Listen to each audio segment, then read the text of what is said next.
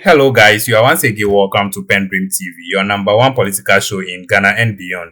Today we bring you another hot banter between Pratt and Richard Ahiagba of the NPP, and it's all about the demonstration that they set to undergo tomorrow, God willing, against the government, which Pratt on the other hand is also asking and wanting to know their reason for the demonstration, whether they are demonstrating against the government or the NDC party as a whole.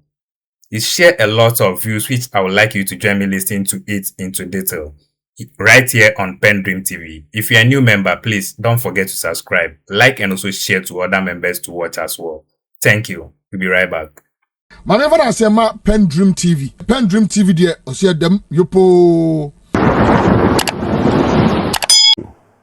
can decide that they've seen your beautiful watch and that such beautiful watches should not be worn on morning shows. They have a right to protest against the watch we are wearing. Right. They may decide that, the table behind which we are sitting ought to be rectangular instead of its L shape. They have a right to demonstrate. Right. In fact, the people of Ghana have a right to demonstrate if they think that there's too much milk on the shelves of our supermarkets and so on. So citizens have a right to protest, to demonstrate, to speak out.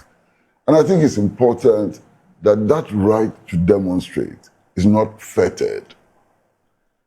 And in my view, the New Patriotic Party should actually be encouraged to demonstrate. We should encourage them, everybody who wants to uphold the tenets of the Constitution should be encouraging them to demonstrate. And I think they should be given every assistance necessary, you understand, for this demonstration to take off. They must be given police protection. They must be given everything that the state has to provide in order to ensure that this demonstration, takes off and there's no incident. Perhaps at the end of the day tomorrow, we would have proven one thing, that in this country, the Constitution can still be respected. Yes. And the citizens' right to protest is not being kept, right. And so on. So encourage them, encourage the New Patriotic Party to organize the demonstration. And I have no difficulty at all with that. With the New Patriotic Party organizing a demonstration, tomorrow. There are some things, however, that I think we need to interrogate, and these are important matters. For example, one of the issues that they are flagging is the decision of the Court of Appeal in respect of Sedina Tamakro. You understand? Yes. Now that's very interesting, because the New Patriotic Party and the government of Ghana agree on everything. They're on the same page. True. You understand? Yes. What is the New Patriotic Party saying? The New Patriotic Party is saying that she should not have won the case at the Court of Appeal. Yes. And that the law, in their view, may not have been properly interpreted and so on. What is the Attorney General's position? The Attorney General has filed an appeal against the decision of the Court of Appeal. Yes. So both the New Patriotic Party and the government of Ghana agree on this particular case. Yes. Why protest? Is the protest against the Court of Appeal? Is it against the government of Ghana? Is it against the NDC? I don't understand. Somebody has to do some explanation. You understand? Now, there's a question that I like to pose, and I know that Richard is quite smart. He'll be able to provide an answer, and I would like to listen to that answer. Just in case, Sedina happened to be a leader of the New Patriotic Party. Would the New Patriotic Party have taken the stand that it has taken today? That's an interesting question.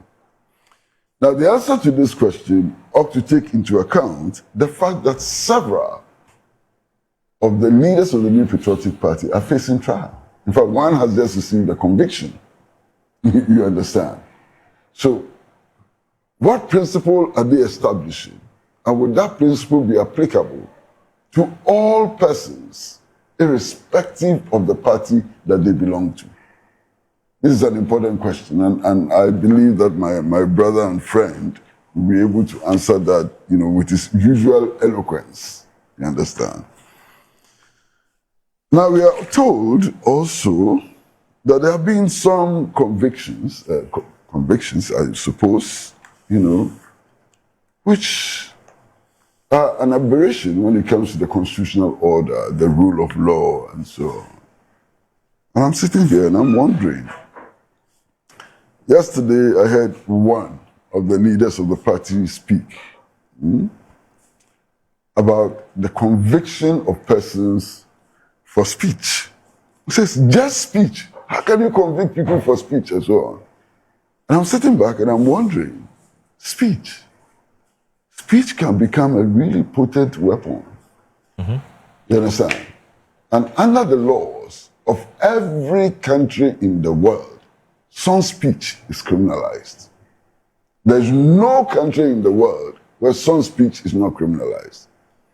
You see, for example, if you sat on a media like this one and you call for the overthrow of a government, that's treason. That's not free speech. It doesn't come under the rubric of free speech. Calling for the overthrow of government is not free speech. You can't hide under free speech to be calling on people to overthrow a government. Right. It is punishable. And indeed, if that was not punished, every country would just drive straight into anarchy. Yeah. You understand? Yeah. Now, is it okay for citizens under the rubric of free speech to be publicly on mass media be advocating the burning of other opponent party headquarters? Can I sit here today and say that, look, the headquarters of the New Patriotic Party should be burned down tomorrow morning, and I'm going to buy gasoline to burn down the New Patriotic Party headquarters? Would that be lawful? It is just speech. It is speech. But is that lawful speech? And which country in the world would tolerate that as just lawful speech and not take action, at least to protect the public interest, to protect property, and to protect labor? If I came here this morning and announced on your platform that, look, I want to kill the president. Not just the president, I want to kill the president and kill his wife. And not just that, after killing them, I will put their bodies in cocoa sacks. It is speech, isn't it? Is that lawful speech? Is that speech which should not be punished? Is that speech which should not be criminalized? And so on. So I think that we've got to come to terms. We've got to define clearly what is it that we are protecting. Otherwise, we are pushing this country onto the brink of total anarchy and irresponsible politicking. You understand? So these are legitimate questions, I hope, that I can put forward. Okay, so before you go ahead, sorry, the issue about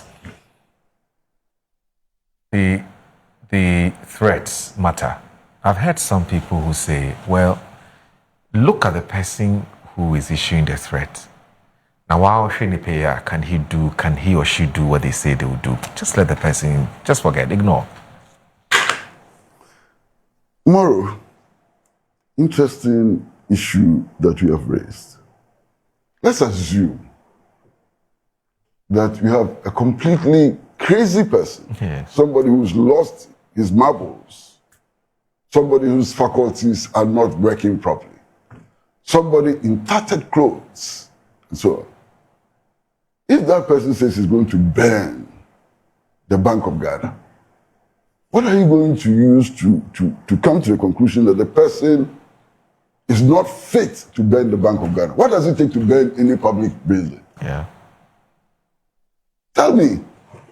I get the point. I get it. Tell me, anybody who threatens to commit arson should be dealt with according to the law.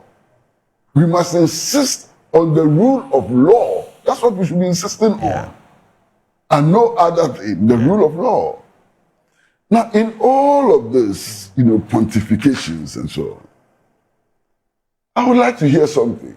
I would like to hear that my brother Richard Ahiagba has been convicted and that the offense for which he has been committed is not an offense created by law, then we'll be talking. But if an offense is a creation of law and the law courts convict on the basis of the offense which is a creation of law, where is our problem? Right. We have a right as citizens to act for leniency, compassion. The president has power to pardon. So you can every day call on the president to pardon some people who have been convicted. But you must clearly state the grounds for compassion. True or false? True. Grounds for compassion must be clearly stated. Yeah. Okay? Yeah. One of the issues which has been raised and has been raised quite strongly by my friends, including Richard this morning, is the issue of selective justice. If it's proven, it will be quite a serious, indictment on the government. If it's proven, the selective justice is something that we should never tolerate because it undermines all the principles of the rule of law and so on. If it's proven, it's a serious matter. Right. Okay. But one of the things that I've heard said is that the government took power, and after taking power, persons belonging to the political party that put up President Mahama for the election, NDC and so on, their cases have been withdrawn from the courts, and others are being prosecuted. If it's true, it's serious, especially if you can prove that it's against the law, it's a violation of the law. But here we are. In the case of Kwabena Dufo and others, and so on, what happened? Plea bargaining, wasn't it? Yeah. That's exactly what happened, plea bargaining. What is happening with regards to is it NPP Wuntumi's case and this bank? What is the bank? Is it Ghana Exim Bank? Ghana Exim Bank. Yes. Is it not plea bargaining? Yes, it's plea bargain. So plea bargaining is being applied in both cases. Except in his case, the Attorney General has turned it down. He says he's not interested. No, the Attorney General is saying that he's not satisfied with the offer he's Absolutely. making. Absolutely. So if he made an offer Yes, which then the Attorney General was satisfied then they can with, talk. his case will not be tried by the court. Yes. Okay? Yes. So if you compare the two cases, where lies the selective justice? I'm struggling. If it can be proven, I'll be happy, Yes. and so on. Yes. Where lies the selective justice and so on? I'm struggling, you understand? But not just that, my brother. Not just that. There are some facts which are not public yet, but I'll just pose questions. Dr. Opuni was tried for purchasing inferior, what is it? It's a liquid fertilizer. Fertilizer. Yes. Inferior quality fertilizer. Yes. That's what he was tried on. And the trial went on for at least 7 years without any conclusion. It was likely to continue and so on. Yes. Trials cost money. I just want to ask 2 or 3 questions. Okay. That fertilizer, for which Dr. Opuni was being tried, where is the fertilizer? They are being used. They were used by the government.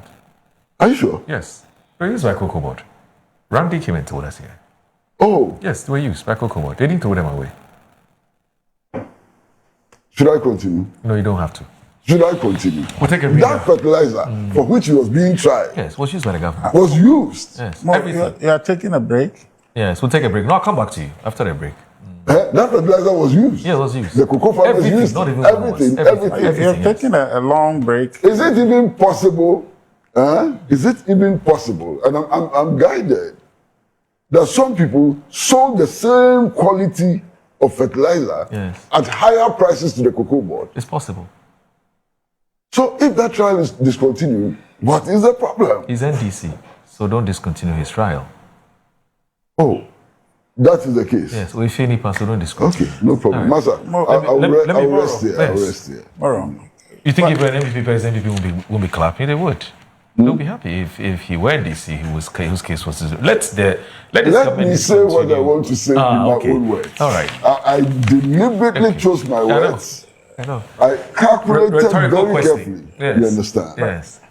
See, Moro, Uncle Chris. I think that I hear Uncle Kwesi, of course, is doing independent analysis. Right. So if you were an NDC, my response would be different. Oh, please.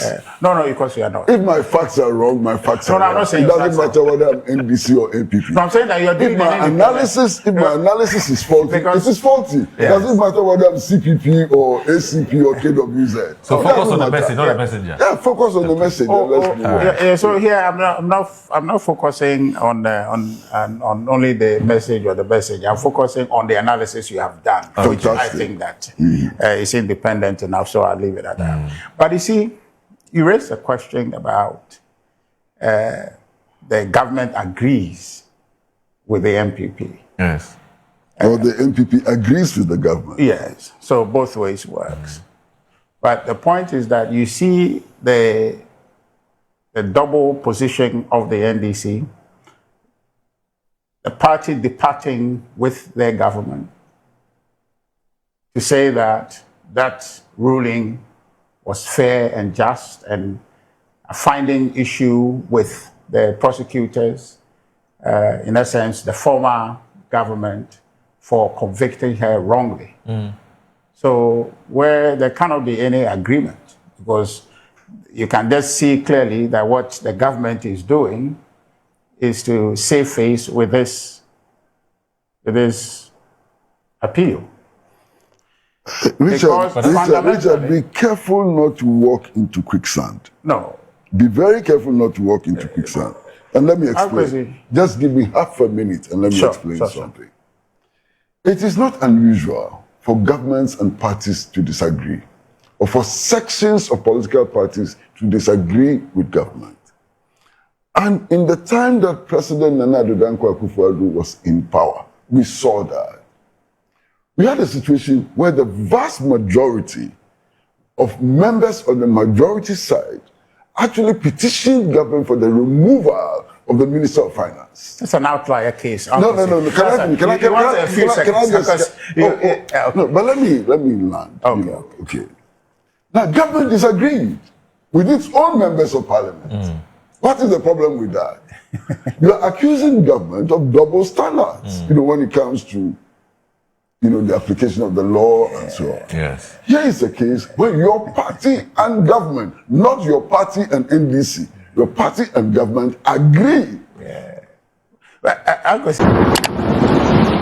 This is apple and oranges you are bringing here. The case where some MPs in Parliament petitioned to remove one, that is not a disagreement comparable to what we're talking about. We're talking about it's not. It's entirely different. You're talking about entirely different. Entirely different. No problem. Entirely different. So you see, we have a situation where it's not even a disagreement. Okay. It's just a double position. Which then goes to the heart of the matter that this is what they wanted, and this is what they have gotten. The pattern that has been established, I could see that we're saying, it's not about plea bargaining. We're talking about a party that won election on the back of oral, okay, that they're recovering all loot and all of that. And then they take office, and then the first order of business was to issue a nolle prosequi, okay, to forbid furtherance of cases against those individuals.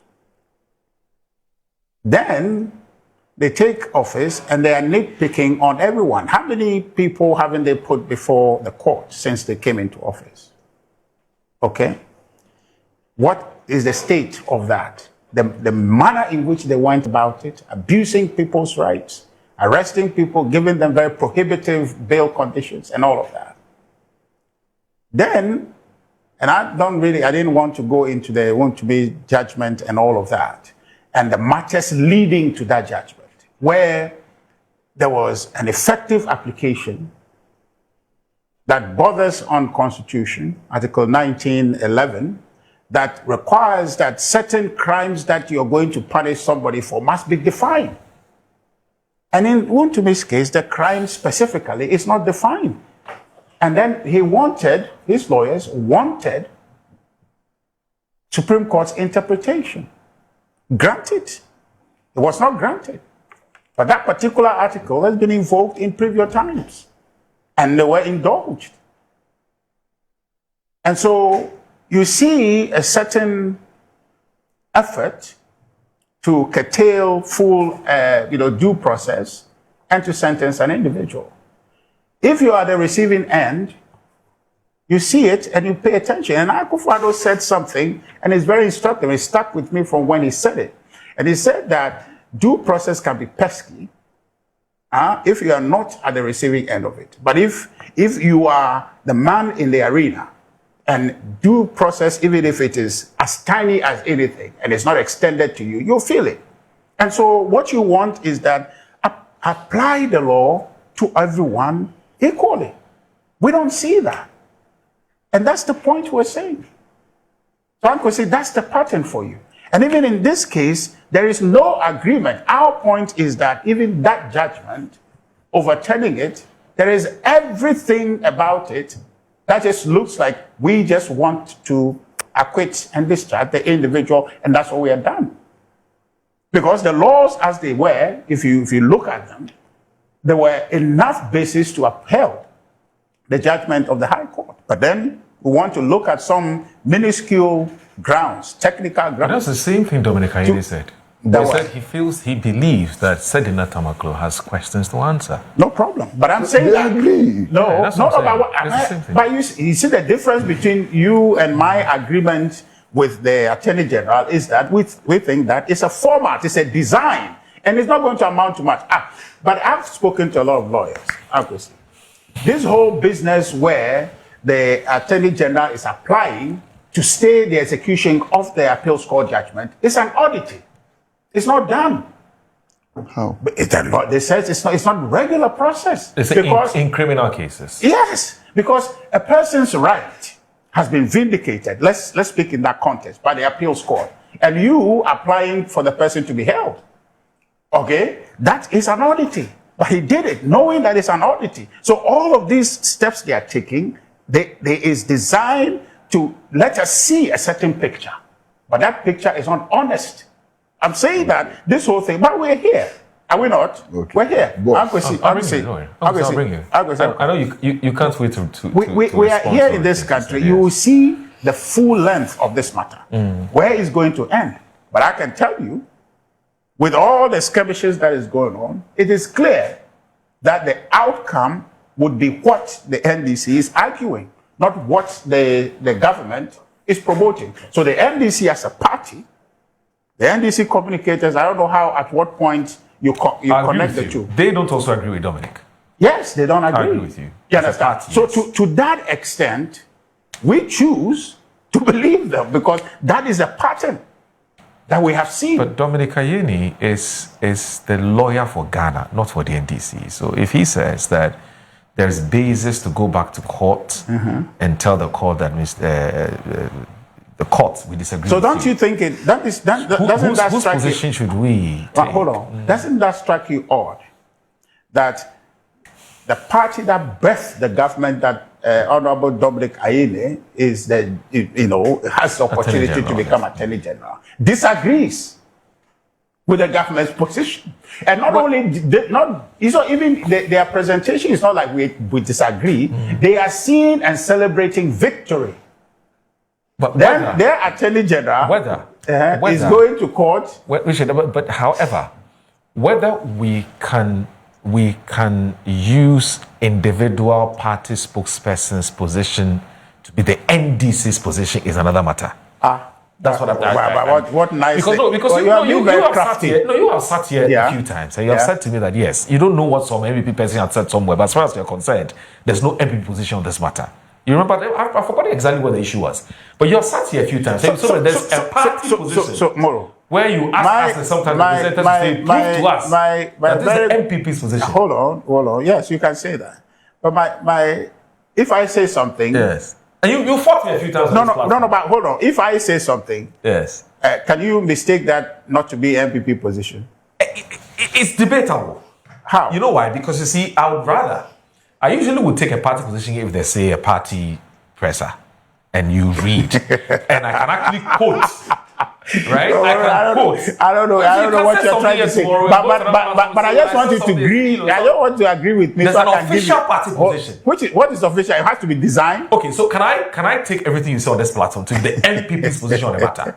Moro, let's agree. Moro.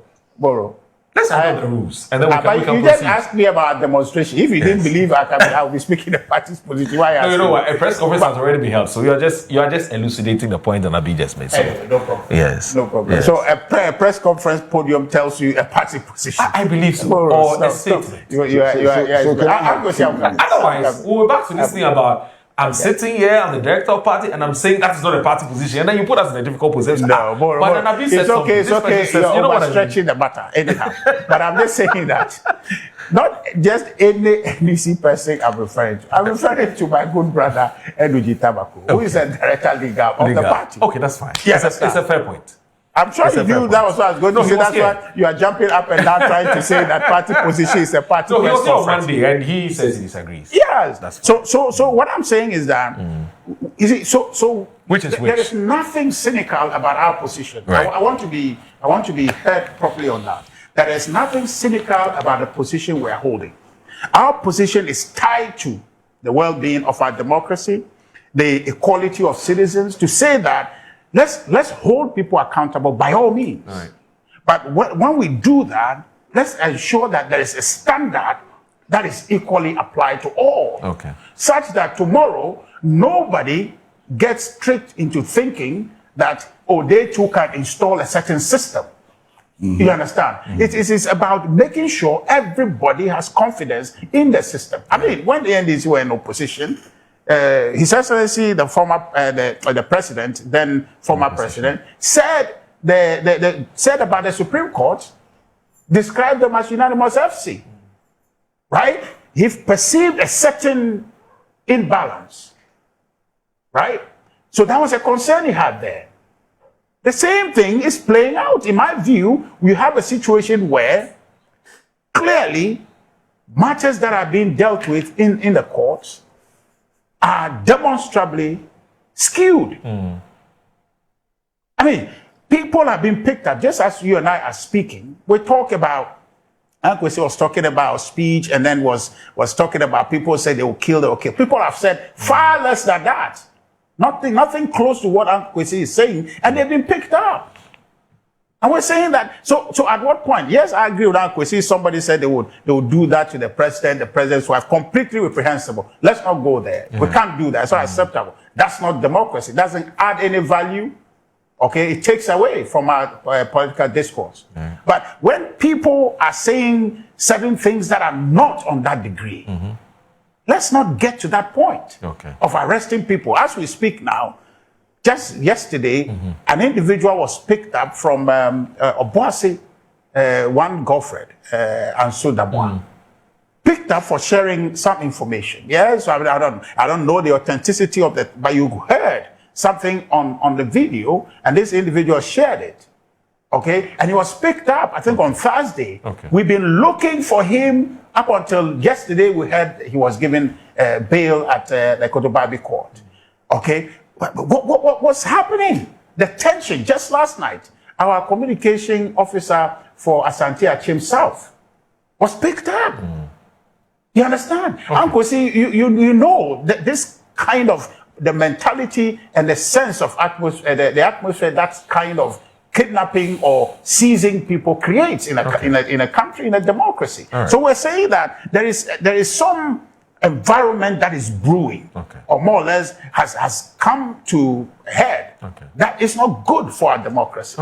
And all of these things are matters that we need to confront. And so it should not be where Ankwesi is making it appear as if people are saying treasonable things, and we think that they should be allowed to say it. No. These are citizens engage in everyday democratic speech, and it is becoming more expensive by the day to just speak and disagree with government. Okay, all right, Augustine. Boss. Yes, sir. Let me start from here. I mean, maybe fortunately or unfortunately, both of us are not lawyers. Okay, so we are allowed some free range.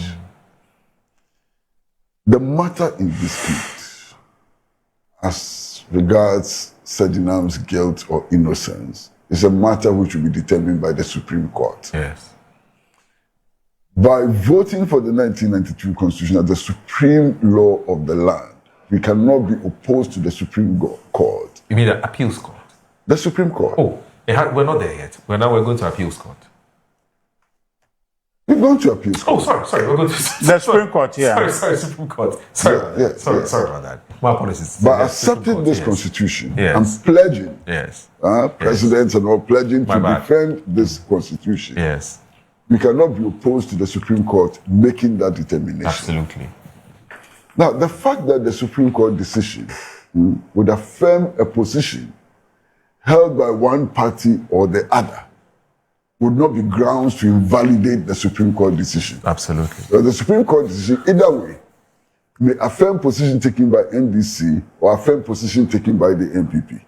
Now, if it affirms the position taken by the NPP, we cannot say, therefore, that the whole thing is a scheme calculated to achieve a certain objective.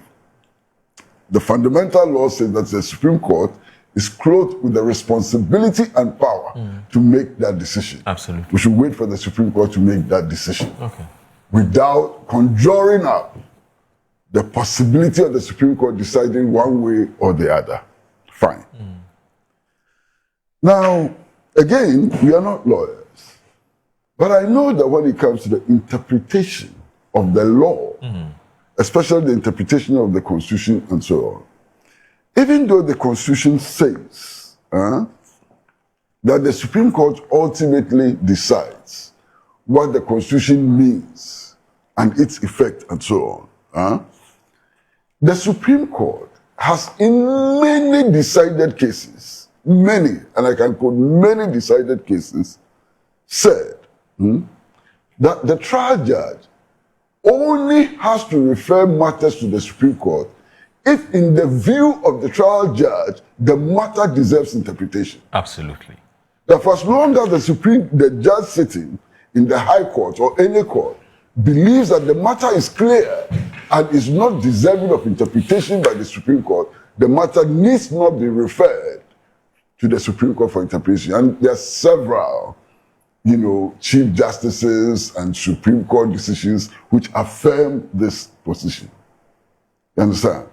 So to use this, that in the Wontumi trial, the lawyers for Wontumi wanted the Supreme Court to do a certain interpretation and the judge disallowed it and therefore the decision is invalid, is actually not to understand the law and how the law operates.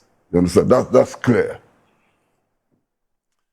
Then there's the issue of proof in criminal trials. Again, let me admit, in all honesty, that I'm not a lawyer. I've never been to law school. I've never even passed close to the classrooms of the law school in Makola and so on. I'm just a simple, ordinary journalist. You understand? But then the lawyers, they have a lot of respect for a certain law guru called Lord Denning. Household name. Whoa, everybody refers to Lord Denning. Okay? What does Lord Denning say about the quality of proof in a criminal case? Lord Denning says, proof beyond reasonable doubt should not be equated to fanciful doubt. To prove beyond fanciful doubt. This is Lord Denning. Just read Lord Denning and the matter is settled. You understand? So all these issues that my brother is raising, really, I mean, if you want to apply the rule of law, if you want to have a certain fidelity to the Constitution and so on, they do not arise. In fact, their case will be made properly if they can come to us, come to the people of Ghana and say that, look, there have been 7 convictions. Yes, sir. For those 7 convictions, the crimes for which the convictions were secured does not exist, have not been created by law. Then they will have a case. But if for all the convictions, the crimes for which the conviction was secured has been created by law, what is the basis of the argument? That's not what I'm saying. That's the basis of the argument. Yeah. Now, there is something which is very, very important in this discussion. Do we believe in the rule of law or we don't? Is it the fanciful dreams and anxieties of political leaders that should guide us, or is the law which should guide us? Now, you see, anytime you make the allegation that there's political manipulation of the judicial system, you're attacking the judiciary. Because without the judiciary offering itself for manipulation, it cannot be manipulated. So anytime you allege that the outcome of a certain trial has been politically manipulated, you are attacking the integrity of the judges who sat on the case. And I think it's most unfair. We don't want our integrity attacked. The integrity of every citizen of Ghana, including those who sit on the bench, needs to be protected. But politicians, for very reckless reasons, are constantly attacking the integrity of persons sitting on the bench. And that's worrisome. So the moment you sit on the bench, you become devil, you become evil, you become a collaborator, you become an unprincipled person and so on. That's a problem. Especially when you're dealing with the Court of Appeal, where it is not one judge, 3 judges. Yeah. So you're saying that 3 judges came together and decided to violate the law in order to please politicians and so on. You don't make that statement lightly. You understand what I'm saying? That is not a statement you should be making lightly. You can only make that statement on the basis of evidence and deep conviction, not just flippantly like that and so on. That's a problem here. Right. You see, there's a serious problem here. Okay. In any case, check. All the judges who have sat on these controversial cases, go and check the dates of their appointments. Go and check the dates of their appointments. If that is important. I don't think that is important. You understand? But if you think it is important, go and check the dates of the appointments. So please, listen. All of us, I am not sure that there's any Ghanaian, whether they belong to NPP or NDC or CPP, who will be jubilating if this country falls into the realms of anarchy. But we should be careful that even though we don't want our country to fall into the realms of anarchy, our practice does not lead us there. So today, anybody who is in the NDC who is arrested, it is against the party. Anybody who is in the NPP who is arrested, it is against NPP and so on. Let's stop this. Let's stop this. It doesn't benefit us. You understand what I mean? Yeah. Look, I think that in this country, there's a need for some legal reform. Need for some legal reform, you know. But at the same time, I do not believe that the laws as they exist now can prevent any state institution or government from doing what is right. Well, Moro, Richard, I beg you, we'll take a break. And so that when you start flowing after the break, nobody will stop you. I beg you. I beg you always. All right, you're watching Good Morning Ghana on Metro Television. I'm not PENDREAM TV. Now, so far, so good. Say, open online portal, le Ghana. Nipa share, nipa follow, nipa comment here. To my best of knowledge, without any biases, PENDREAM TV. Thank you for your time. Thank you for tuning in. We would like you to subscribe to keep yourself updated because we have more in store coming your way and you cannot afford to miss out. Please do subscribe, hit the notification bell and turn it on to all posts so that you'll be the first to enjoy whatever we put here. Thank you for making time with us once again. Until next time, keep watching.